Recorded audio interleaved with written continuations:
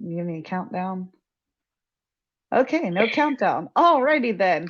Without further ado, we will just hop right into it. Welcome back to StRaNgE Bedfellas. I have today back with me Miss Amanda. Thank you so much for being here. We are so sad that we missed you last week, but we are going to make up for that because your story actually falls into the category of the topic of tonight's discussion, which would be interesting facts about Chattanooga. So, anybody that's been following the series, you guys know that we kind of started out as a basic what's cool about Tennessee type of thing. And now we're kind of transitioning into closer and closer to where the actual Patriot Picnic will be taking place at Raccoon Mountain. And, we thought that with all the crazy nonsense that has been going on in the world this past week, I know you guys might be a little out of the loop because I haven't been able to bring myself to calmly tell you the news.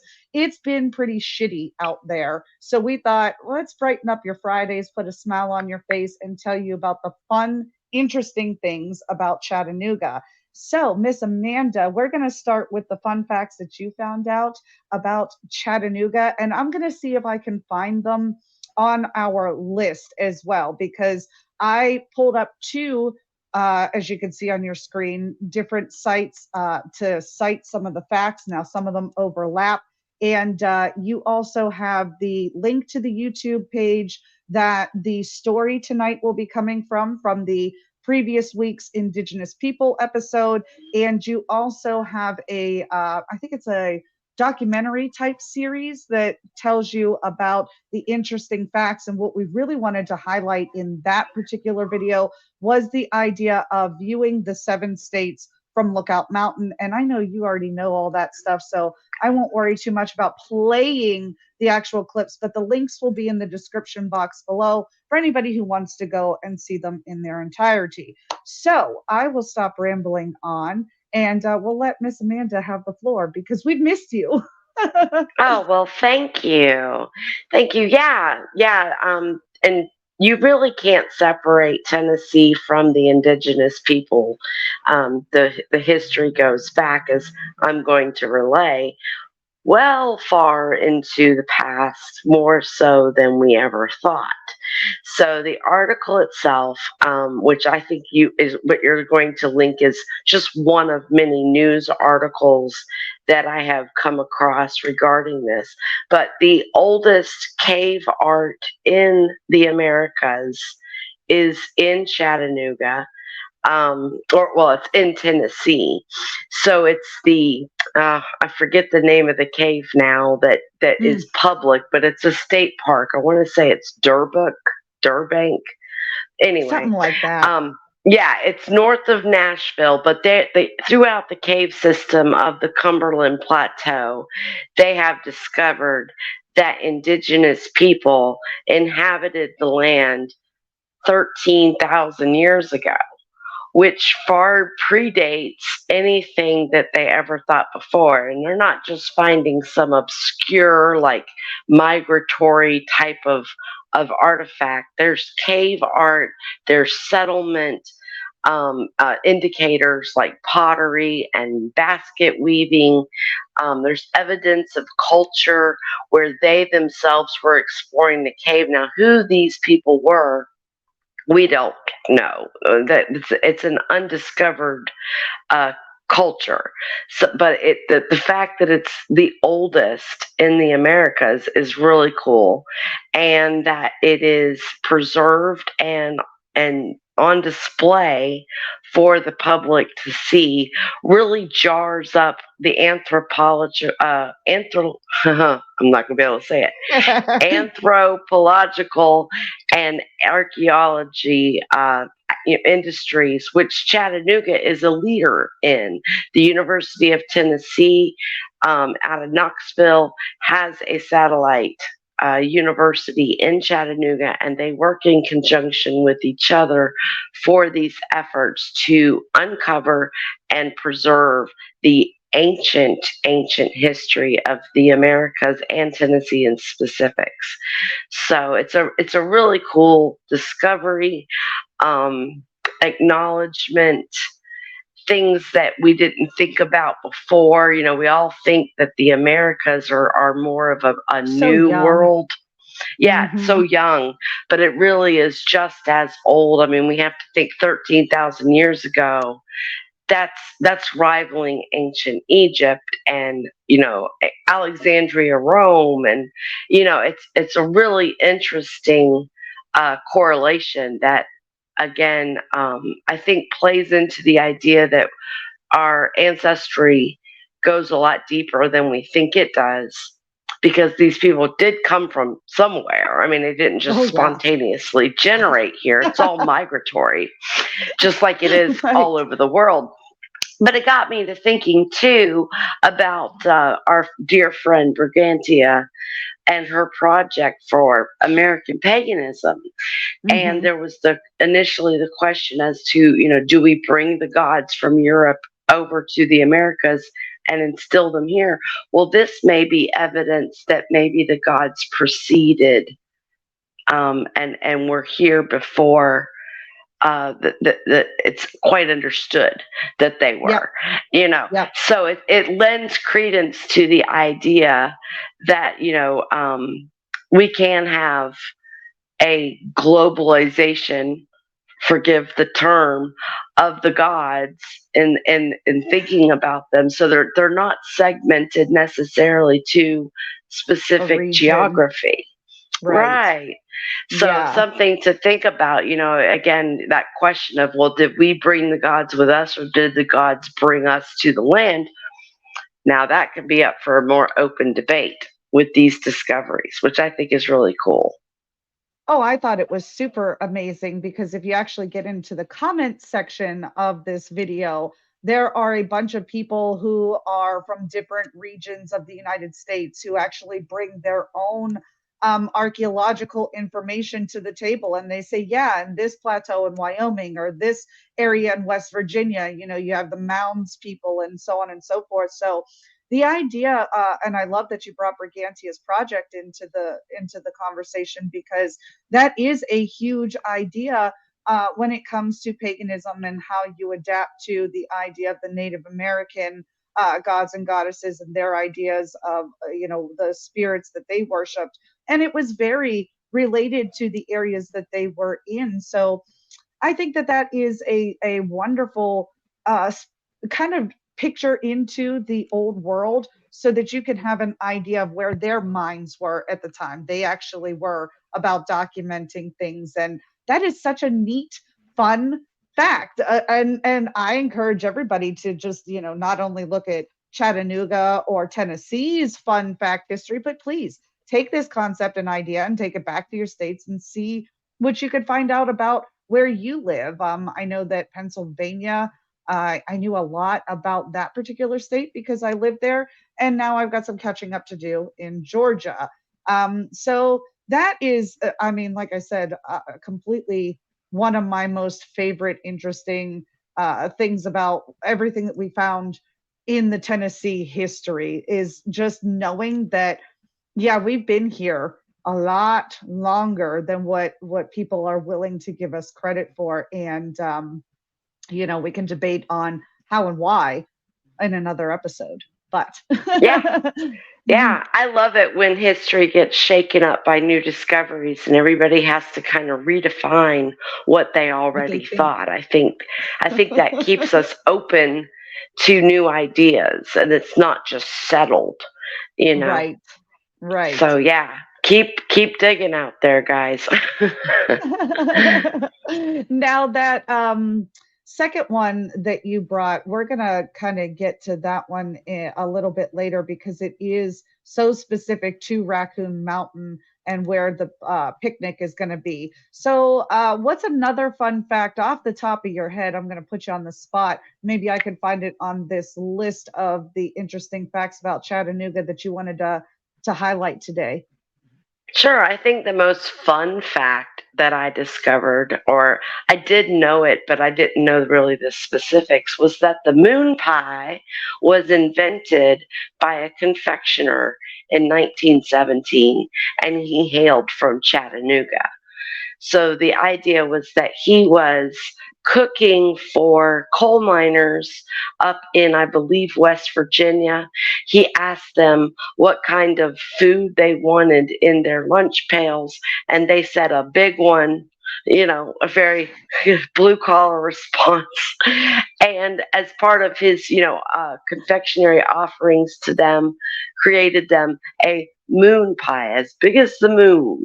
So So he took cool. that back to Chattanooga, started manufacturing that, and it took off as a national, definitely a regional, but as a national treat that most people can find in the South, all over from Texas to Virginia at this point, and probably beyond. I mean, obviously, with the advent of the internet, you can get anything you want from anywhere. So if Right. you have not ever had a moon pie, then, have one when you come out to the picnic, because it hails right from that little town. Yep. And you know what? That is number one. I went ahead and highlighted it. I was like, I know I read that. And I'm pretty sure I picked the one of the interesting fact lists had it on there, because that is like one thing that everybody kind of, I think they know it in the back of their mind, but they aren't confident enough to say it. I mean, you know how you're like, how do I know that? Is that even true? And Right. That was you're like, me. should I be perpetuating this lie? This is propaganda. But no, it's 100% true. And that's it. They were for coal miners because they were filling. They only cost 5 cents, fit in the lunch pail, and by 1929, hundreds were being boxed every day. And I think that Pittsburgh actually made their own adaptation of that with a gob, and it was pretty much the same concept, just two cakes with cream filling in the middle, and it didn't have the chocolate coating over top of it. So I guess that's where the differentiator actually is. Moon pies are chocolate coated, right? If I Mostly, remember yeah. correctly. There's a Right. variety of different flavors now, but yes, it always has some kind of a coating, whatever flavor Mm. that is: chocolate, banana, Oh yeah, there's all vanilla. different kinds, Yeah, huh? there's all kinds Yeah. now, but the original was chocolate. Yes. Oh yeah. So that goes right Oh, hand in hand. Where is it? In 1899, two Chattanooga lawyers, Benjamin Thomas and Joseph Whitehead, bought the Coca-Cola bottling rights for $1, and they opened the first Coca-Cola bottling company right in town at 17 Market Street. So, any Coca-Cola fans out there, I used to drink a lot of soda or pop, if you will. But I don't anymore. But that's my husband's favorite, straight cherry Coke or Coke. So I was like, right. oh yeah, he's gonna love that. We're gonna go to the first Coca-Cola bottling company. That's freaking awesome. I didn't know that because it's a Georgia thing now. So when Right. I read to myself, I'm like, oh well, that's really cool. So I'm going from like the home of Coca-Cola now to where it all started up in Tennessee. So I thought that was pretty cool. Very much. Yeah, definitely in the South, you are either Pepsi or Coke. Yeah. Most of us are Coke or you're a heretic. So, me included, I come from a Coca Cola family. My grandfather worked for Coca Cola his entire life. Wow. So, from like as soon as I was off the bottle, I was on the other On the bottle, other you bottle. know. Better So than the whiskey definitely. bottle, right? That's right. Only when I was sick. So, but yeah, That's yeah, right. That's right. definitely Coca-Cola is an integral part of the South. Obviously, that ties perfectly in with the moon pie because even today, soda and moon pies, traditionally an RC cola, which is a different bottling brand, but you could have a Coke and a moon pie, but soda together, or pop, as some are apt to call it, all the things. Down here in the Guilty. South, it's all Coke. If It's you all go Coke. into a restaurant, right, you're just like, I want a Coke. They know what you mean, you know. Yep, yep, yep. They don't even bother telling you we only have Pepsi too, and you won't know it until you No, take that first sip, and you're like, "Oh, this ain't Coke, you liar." right? Yeah, But you're since lucky if they ask you diet. right, since we're on the idea of Coke, though, I do want to take a stop at the whiskey bottle as well, because number 11 on this list is Chattanooga whiskey, is to thank for changing the laws that prohibited the creation of liquor in Tennessee, except for in 3 counties. Launching in 2011, the Chattanooga whiskey founders lobbied to get the laws changed. In May of 2013, the whiskey bill was passed and signed into law. And I thought that that was something that was actually really, really recent, that a lot of people may not have known was actually still in effect as recent as 2011. That's what, 12 years, 10 years now since the bill was only passed in 2013. And what better to go with Coke than whiskey, right? Like, how do you That's have the right. first Jack Coca-Cola Daniels. bottling and you're not allowed to have whiskey? That seems so wrong to me. I'm sorry. Right. Oh, absolutely. Right. Yeah. It's amazing to think that the counties that produce the whiskey are dry counties, Yeah, specifically like yeah. Jack Daniels. So Mm, again, I don't know if that played into the you know, the the history of bootlegging and prohibition, and that obviously great marketing. That's advertising right there. writes It's like we're itself. gonna we're gonna sell it, but we can't drink it.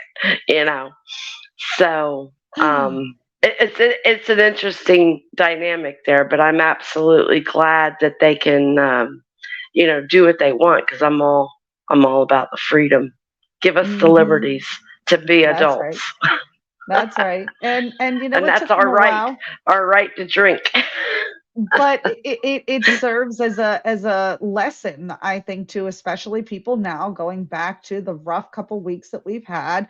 You can get these things done. It's not a burn everything down and start from scratch issue ever. You just really have to want and work for the change that you want to see, and what makes sense for the people in your region based on the Constitution. So, again, I think that serves as really good inspiration, in my opinion, who people who want to get the legislator to get up off their butt and kind of do something. So, Right. there's proper motivation can make people move so good, right? Like they Right. want to Well, do. I can also think that it's because of the millennial generation, because we all know that the boomers didn't make this move. Mm, This is the new generation righting wrongs that right, they right. see, that they're like, this isn't the where we want to live. We want to reshape. So Hmm. righting the wrongs, um, being a little looser, no pun intended, you know, let, being able to, again, be adults, Right. and make your own choices. Just because they open it up doesn't mean you have to partake, but it Hmm. doesn't prohibit.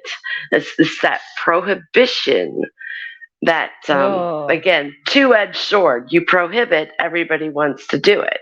You right, legalize it, it may fall out of favor. right. So, I whether or think that not, we're hearing a lot about that lately. yeah, yeah. I mean, there's a nice debate going on about what is best to do and what isn't, and we'll see how this. I mean, obviously, this isn't recent history. They've had quite a number of years to kind of flesh this out. Seems to be going well, you know. But yeah, I think Yeah. anything for human flourishing is a benefit to society.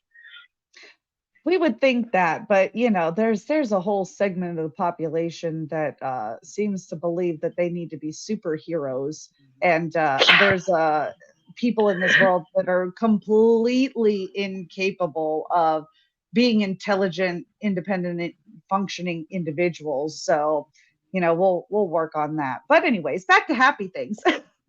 That's right. We'll grow What them up. else? That's the silver lining. That's right. What else did you come across? Maybe we can find on the lists here. Well, yeah, I did send, part of that YouTube video that I sent you was more or less about Lookout Mountain, but staying kind of within the indigenous people real quick. There were two tribes that were factions of, I believe, the Cherokees, and there were several that fall under the umbrella of Cherokee, but then branched out and became their own factions. So you had the Chickamauga people that basically populated Georgia, but the northern part of Lookout Mountain and that surrounding area were the Tenasseee people and the Tenassequi people. Mm, Now, that's a depending tongue on your twister. pronunciation. Yeah, the Tenassequi. But the Tennessee, it sounds like Tennessee. Tennessee. And their Uh-huh. original name for the land itself was Chattanooga, which is where the town gets its name. So I Oh, think that wow. that's interesting. So Chattanooga is a native word for the land and the geography, and then it's attributed to the Tenasseee or the Tenassequi people, and for that time frame, they're the ones that were mixing with the settlers, the colonists, and when it came time to form the state, then they took those names into consideration, which I think is, again, proof that we are about cooperation, that it's not just Hmm. an us against them. We took everything from them.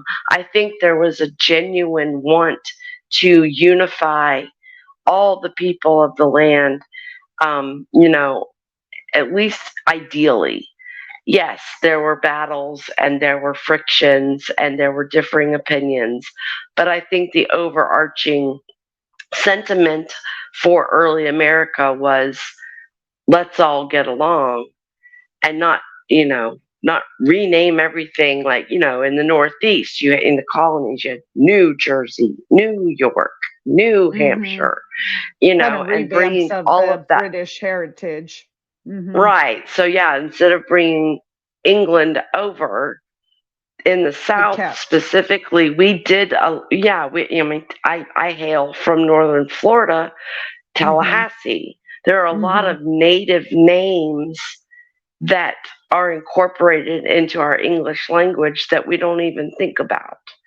But it was a Yeah. cooperative effort, which I think is an interesting fact. Again, it's not an us versus them. The South gets such a bad reputation for being bad dudes. Disinclusive, or Yes, raping for their own taking. Oh crap, I don't know if we could say that word, but anyways, it's figuratively speaking. It wasn't literal. Sorry, YouTube. yes. And we're going to try to post this on both platforms.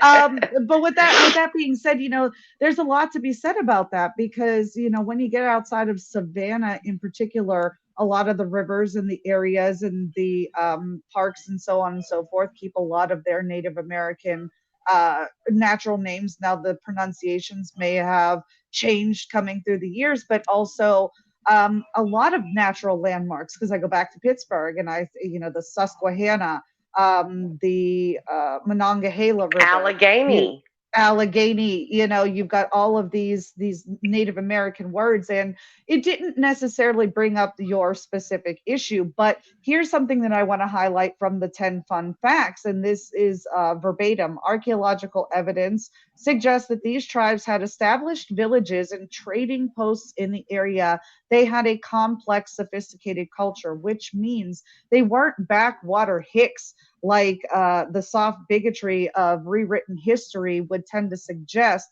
that they weren't capable of communicating with foreign aliens in their world or coming upon their shores. They weren't naive. Now, some tribes may have extended grace beyond what the settlers returned in some cases. And then we go back to the idea, and I mentioned this on the stream last week, is that the Cherokee were committing a lot of injustices that other tribes were being blamed for, because the settlers themselves were ignorant to the complications of this sophisticated culture. It wasn't vice versa. It was really Hmm. just a lot of misunderstandings. And again, something that completely gets lost in the translation of history is that these were two independent existing cultures that had their own way of doing things, and they had to learn how to coexist, and they did in many places, because you could see in the history of the area, trading posts contained not only their own Native American artifacts, but also the British artifacts that were brought to them in this exchange of goods, in this exchange of lifestyles and the worlds that they lived in. And, again, to just touch base and tap into that base understanding of, yes, we look different. Yes, you can look at the two of lifestyles of the time and what we now see as being more a cultured, refined society with your indoor plumbing and so on and so forth, as opposed to living in a survival tent. The mindset of the people and the intelligence level was adequate for both sides. Mm-hmm. I think they were both as equally intelligent as the other. They just utilized the resources that were available to them in different ways. Absolutely. I think again, it's about priorities.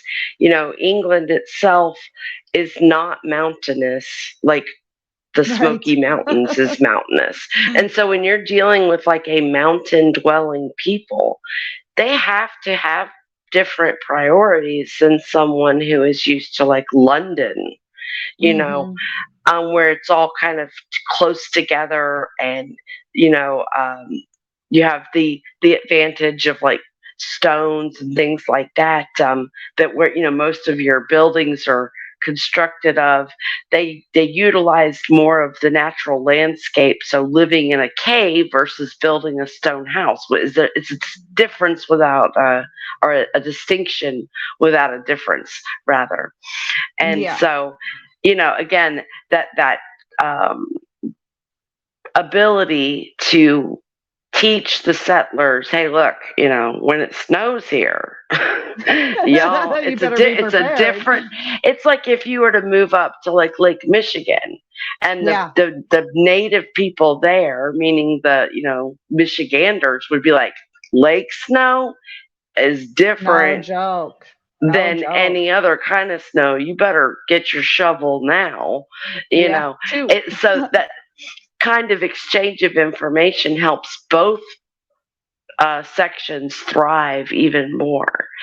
So as like, let's say the Europeans brought modern utensils or forging tools that were more refined than what they had, then vice versa, the native populations, First Nations, could teach the British at that time, the settlers of that time, how to rough it.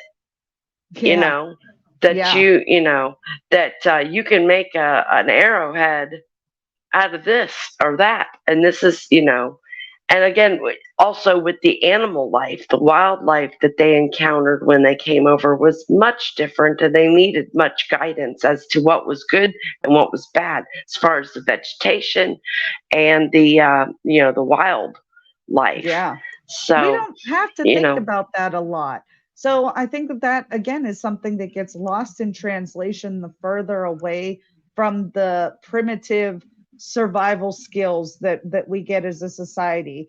hmm We like to think of ourselves as kind of above all of that, and when in reality we got better at doing it. We found through trial and error what works best and what doesn't, and that's why I kind of like get offended by people who are like, well, we need to preserve this Native American culture to fault. Like they're not allowed to progress with the rest of the modern world for some odd reason, because that would, right. erase their heritage or something. And I'm like, no, no, it's because of the combined nature of the culture is to why we've gotten to the point that we're at. Why can't we celebrate the fact that through this strife, we have gotten to this point? We always have to point to the dark parts of history and say, oh, that was bad. Right. Yeah, So, I mean, I want to see the face on the first settler that came across a rattlesnake, yeah. and and was like, oh, what a interesting What a creature. noisy little And then, animal. right. And then the native next to him goes, don't touch that. That's bad news, so that kind of relationship necessarily needed to be forged or they would have all died. We Yeah, know that it's just self-evident that they needed to be taught some things that it was foreign to them. I mean, think if someone just dropped you off in the Amazon jungle, you that would know be a shell shocker for a lot of people. Get those sheltered teenagers and just you drop them would off in a rely. in a retreat. Yeah, you would by necessity rely on the native people who live there and could teach you about, don't eat this, don't stand under this tree, watch out Right. for the jaguar, Hmm. there's man-eating fish in this pond. I mean, all the all the things that you don't know, you And that know. could kill you in a Yeah, heartbeat. right. So, how about this So, fun fact? Tow truck history. Chattanooga is a yeah. city with a unique claim to fame, birthplace of the tow truck. What the heck? What has to happen in a community that you think to yourself, man, we gotta move this hunk of junk off the property? I can only imagine how that unfolded. I obviously we didn't go into depth and detail. This is just a list, but I thought that was a pretty It interesting has fun fact. Yeah, it has to do with the mountain again, the mountainous region. So Okay. it's not plot. People obviously run off into places, with the grades of the roads, and as they were being built, and the railway systems that were going in, inevitably something somewhere got stuck. Yep. And what an ingenious way to get things out of the mud or the wash or just off the rocks than employing another vehicle to come pull it off, That's awesome. or out. And so, again, the mother of invention is necessity. And I think that, again, without that being a mountainous, dangerous region to develop, that such a thing wouldn't have occurred there. But yeah, how unique that a tow truck would be a claim to fame.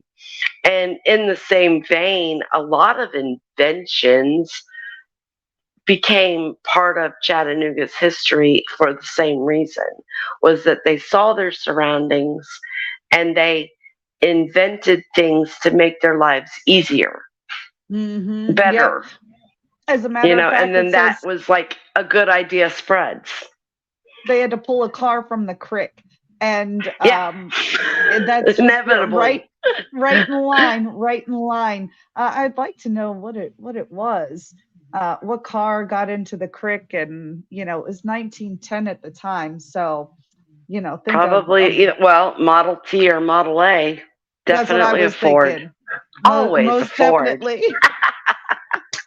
Back to 1910, we got issues of shoosh, right into the creek. Right. That's so funny.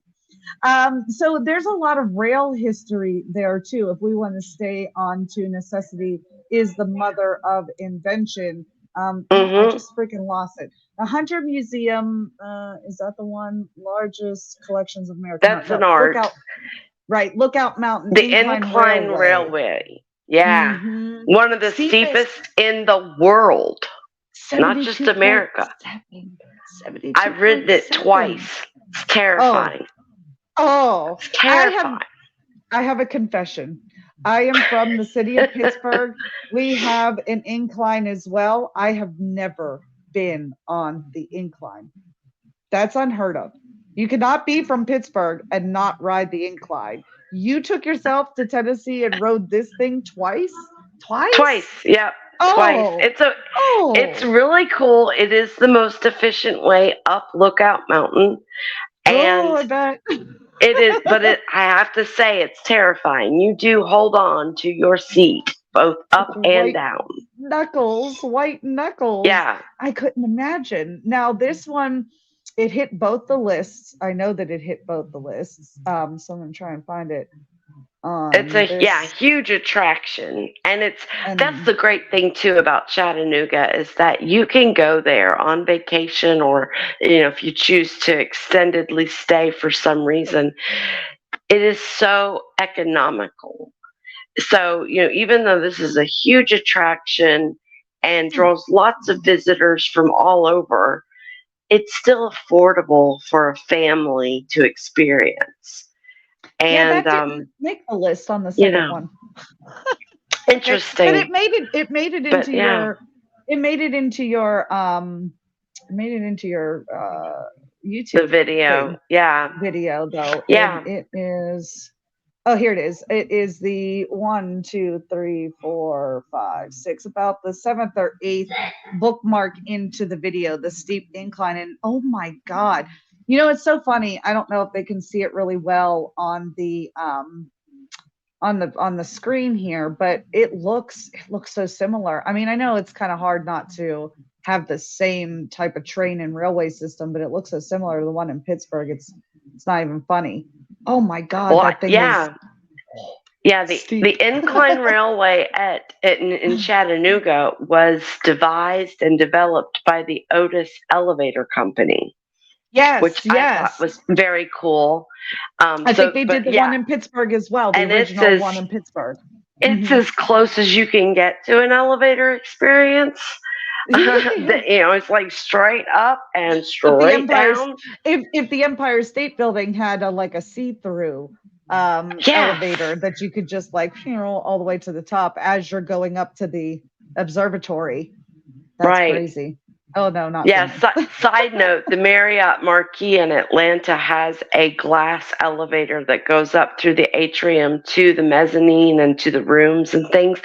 Yeah, very similar, where you're like in Wow. this glass box and you're just going straight up in the air. Yeah, the Very incline Willy railway, Wonka. very. Yeah, the incline railway is windows and everybody's got a good view. There are no bad Oh, seats, and you can see the mountain, you can see the sky beyond it, and you can see everything behind you. It's very intimidating. intense. It Intense, is. yeah. Oh my goodness. I got chills already. I'm like got goosebumps. I just can't.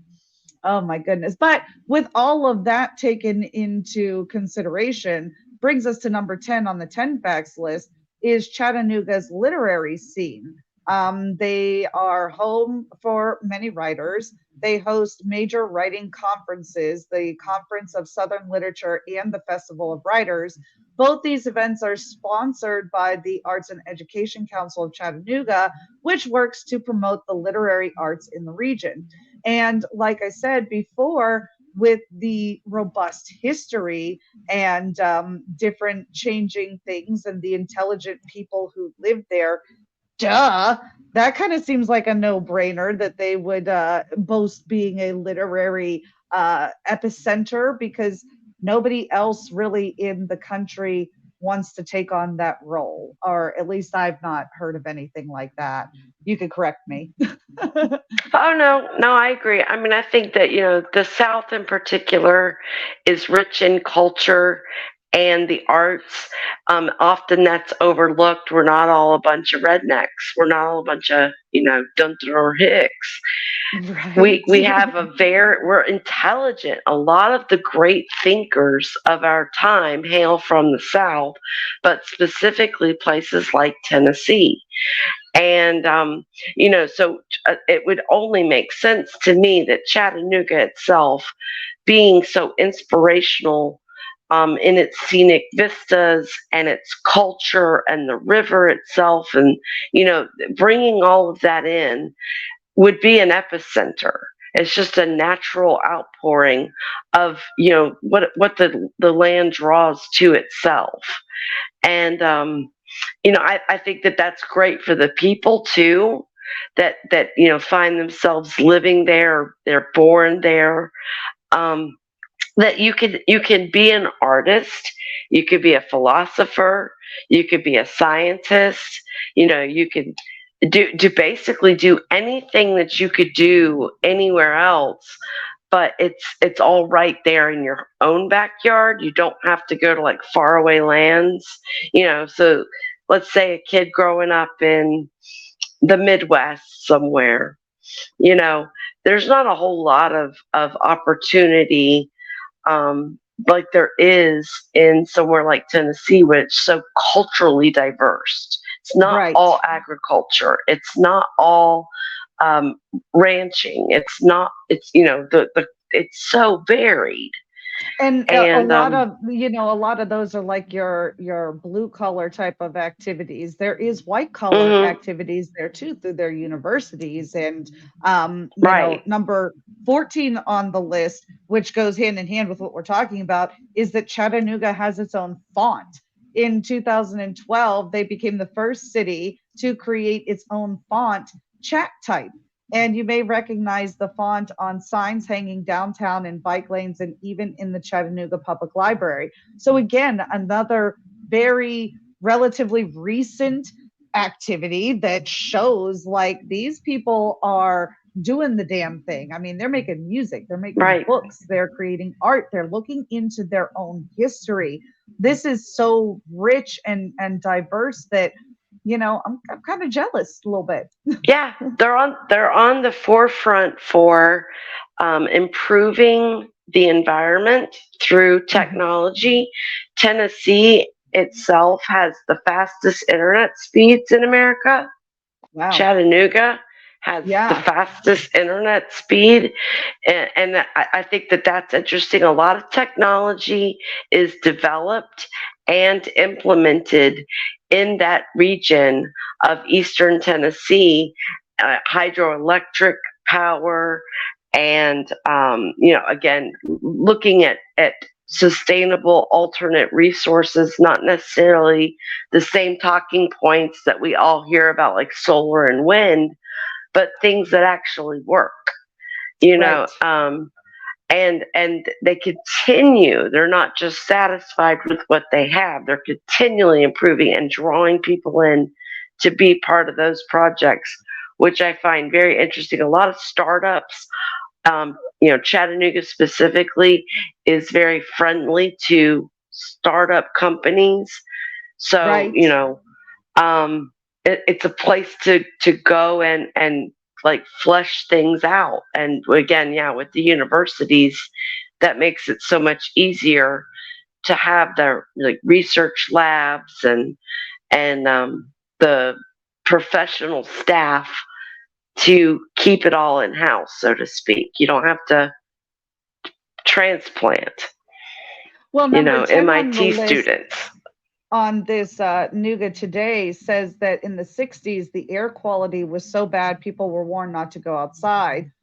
So then Hmm. they were labeled the worst city in the nation for particulate air pollution, which would go along with your, I guess, big industries and your, environmental pollutants. So when you're labeled that as a like a national title, then your people really do have an obligation to step up and make a change there. So even the fact that that's hit the list, I don't think that that's the interesting fact here. I think what you were talking about is a much more interesting result of that particular fact that's brought to the table, is that they are the type of people that when they are confronted with a problem, they look for real solutions, not just a band-aid for the symptoms, so to speak. Right. Yeah, after the river flood, again, speaking to Chattanooga specifically, after the river flood through Chattanooga, and I believe it was late 1800s, don't quote me, 1883, something. 1867. That's what it was. 67. Okay. Yes, So ma'am. March 5th, as a it matter was, of fact. there you go. There you go. But yeah, like in 1933, the Congress developed and passed the TVA, which is the Tennessee Valley Authority, which really played an instrumental role in cleaning up their environment and figuring out how to work with the land to be, again, for human flourishing versus Hmm. trying to like blast it all out and divert what was naturally there, they started to use it to their advantage, and again, preserving the mountains and the valleys and the gorges and the formations to their advantage, which is very innovative for the time. Oh yeah, definitely, definitely.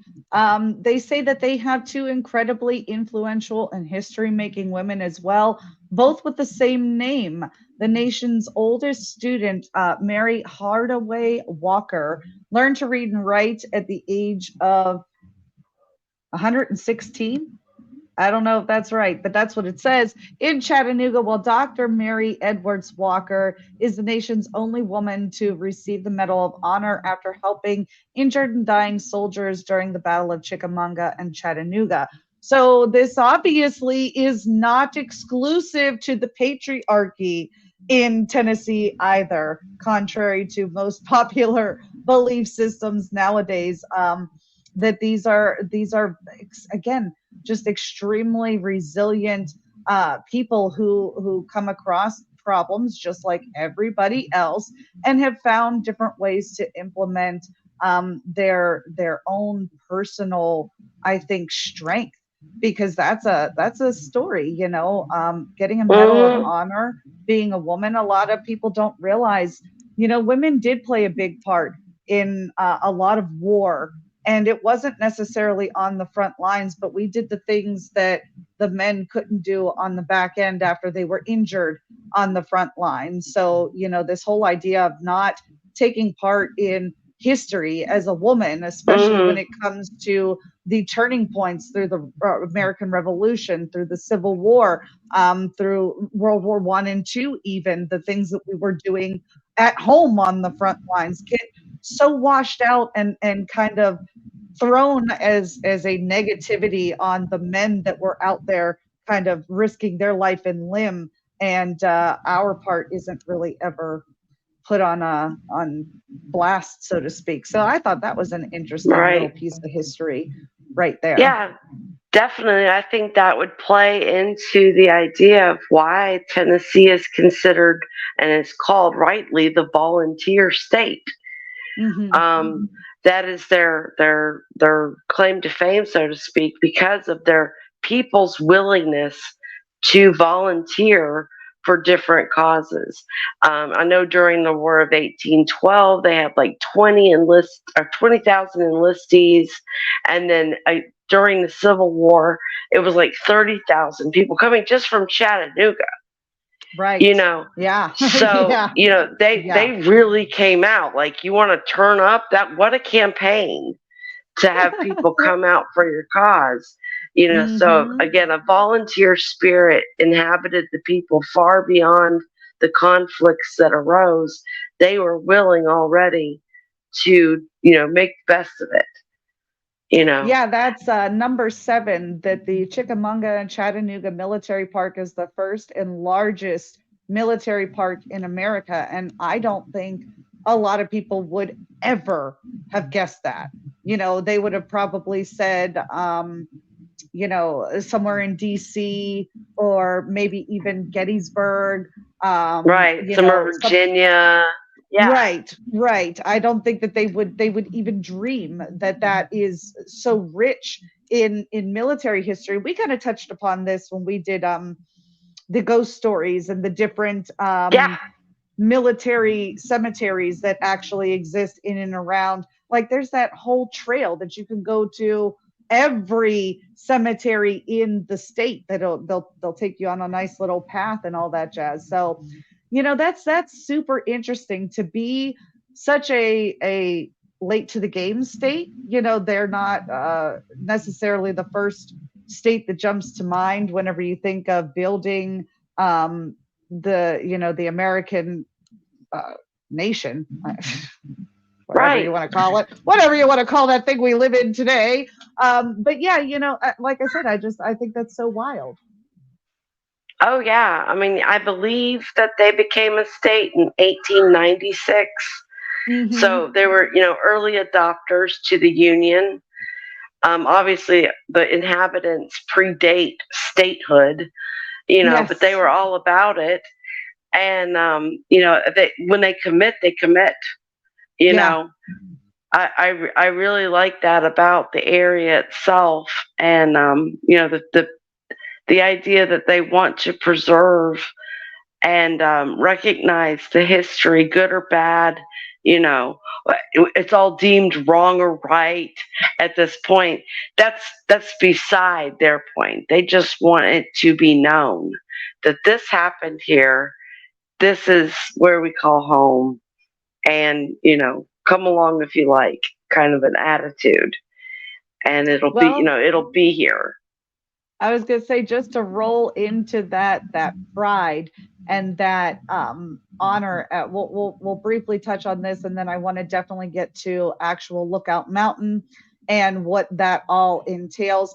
But here is a great example of how much pride that they have, and that's Chattanooga's gold record song. You guys might know it, the Chattanooga Choo Choo, popularized by the legendary Glenn Miller and his orchestra. It was an instant hit, reaching #1 on the Billboard charts, becoming the first ever gold record, and since then has become a classic, widely recognized today. And again, just another mixing of what they like to do, and that's that music history and being proud of who they are, and immortalization for their own region. I don't know anybody who really does it better and is able to Hmm.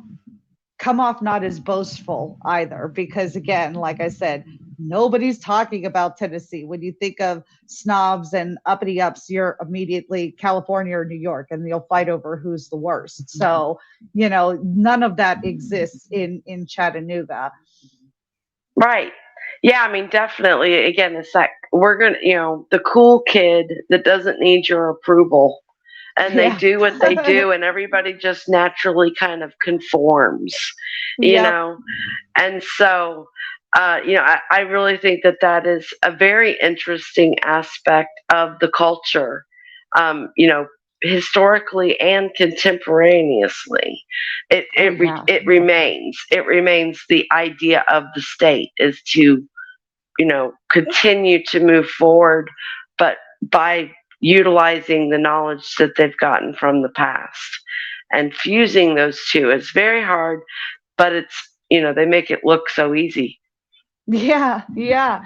So last but not least, let's talk about the 7 states from the interesting facts about Lookout Mountain video that you sent me this morning.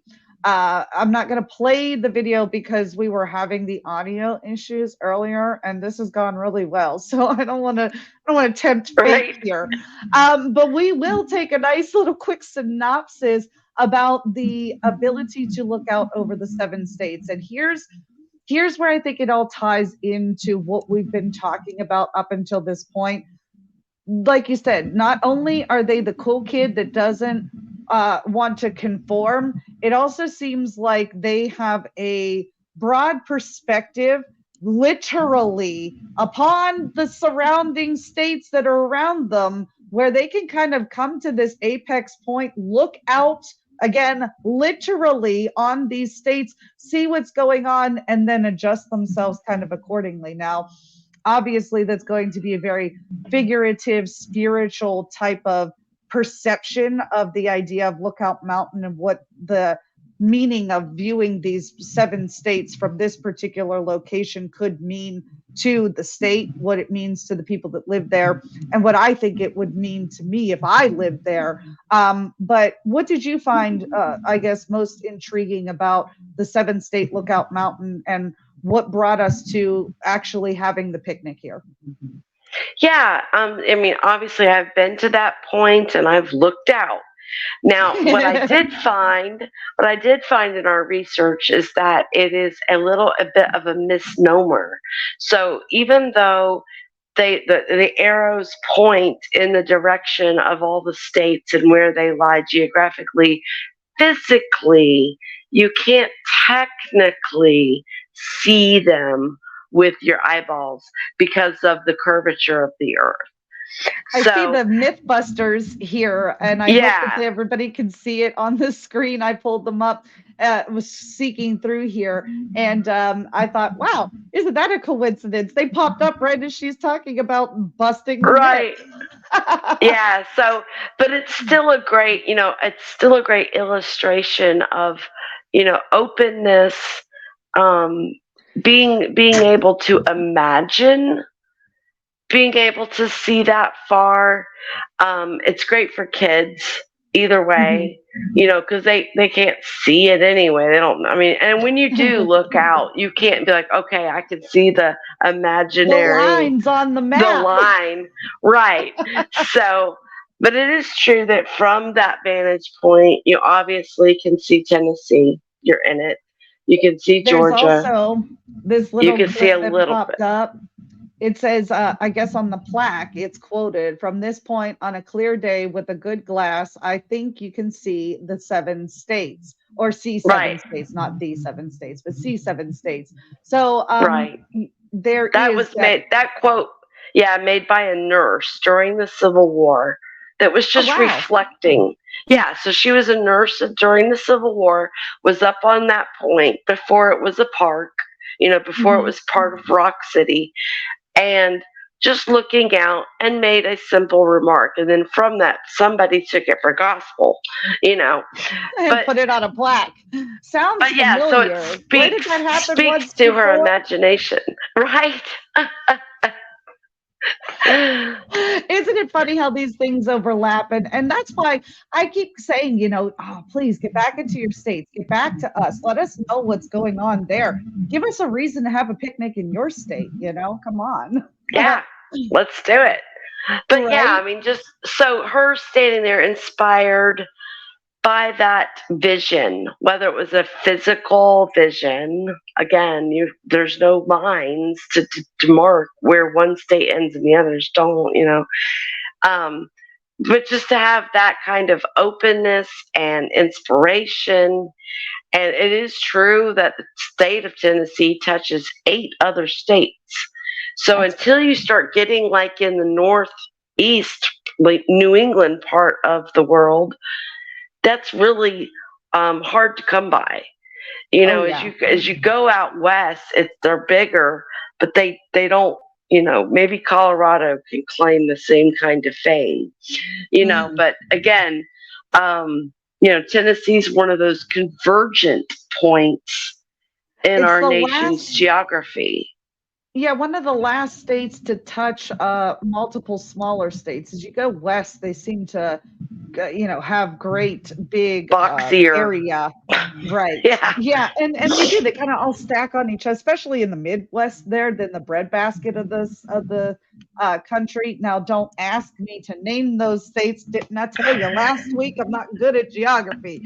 So I know there's some Dakotas at the top, and then there's some Louisianas at the bottom. That's about as close as it gets to my geography knowledge. But I think that that's exactly what we were looking for, again, as far as tying the idea and concept of bringing states together, bringing people together, moving freely, having the ability to learn and grow from each other.